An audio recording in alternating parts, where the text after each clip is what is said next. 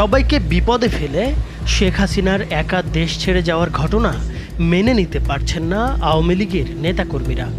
প্রয়াত স্বৈরশাসক এইচ.এম. এরশাদের মতো শেখ হাসিনাকেও কারাবরণ করানোর পক্ষে ছিলেন অনেকেই।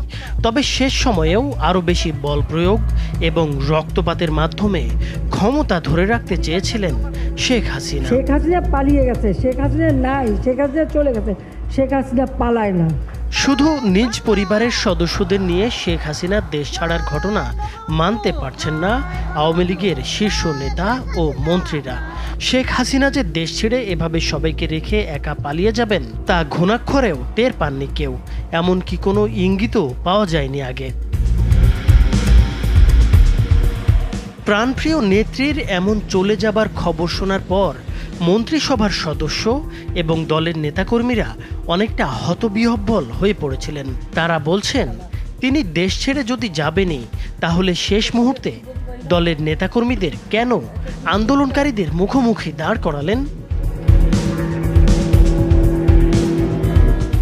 আওয়ামী লীগের সংসদ সদস্যরা ক্ষোভ প্রকাশ করে বলেন, শেখ হাসিনা দেশে থেকে কারাগারে গেলে দলের নেতাকর্মীরা এতটা বিপদে পড়তেন না। তিনি আরও বলেন, প্রয়াত স্বৈরশাসক এইচ.এম. এরশাদের পতন হয় গণ অভ্যুত্থানে, কিন্তু তিনি দেশ ছেড়ে পালাননি, বরং জেলে গেছেন।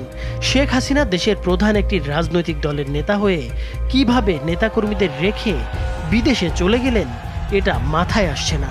মুক্তিযুদ্ধের নেতৃত্বে দেওয়া দল আওয়ামী লীগের এমন বিপর্যয় হবে তা মেনে নেওয়া যায় না।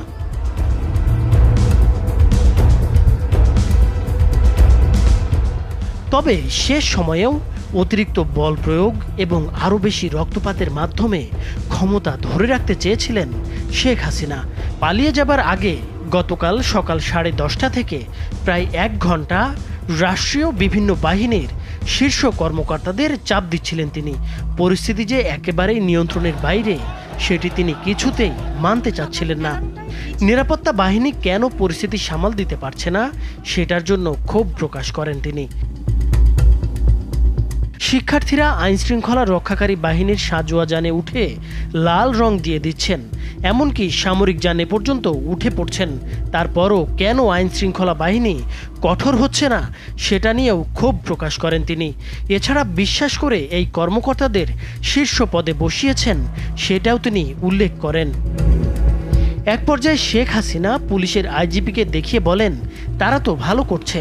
তখন আইজিপি জানান, পরিস্থিতি যে পর্যায়ে গেছে তাতে পুলিশের পক্ষেও আর বেশি সময় এরকম কঠোর অবস্থান ধরে রাখা সম্ভব হবে না।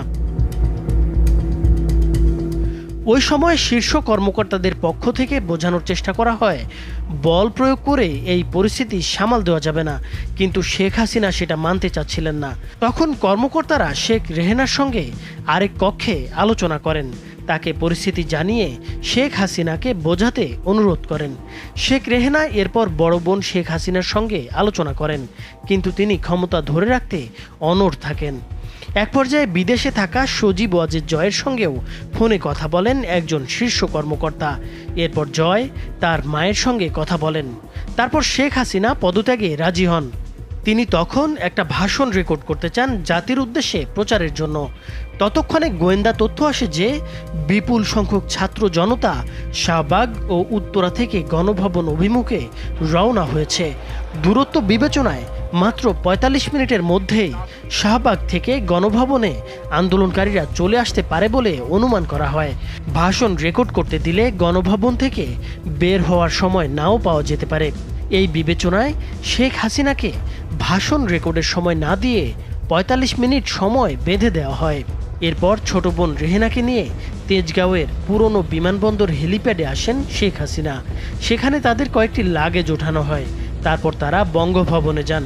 সেখানে পদত্যাগের আনুষ্ঠানিকতা শেষ করে বেলা 2:30টার দিকে সামরিক হেলিকপ্টারে করে ছোট বোনসহ ভারতের উদ্দেশ্যে উড্ডয়ন করেন শেখ হাসিনা। এর মাধ্যমে 1.5 দশকের স্বৈরশাসনের পতন ঘটিয়ে নতুন ইতিহাস গড়ল বাংলাদেশের তরুণ সমাজ। নাইমুর হোসেন, মাছরাঙা টেলিভিশন।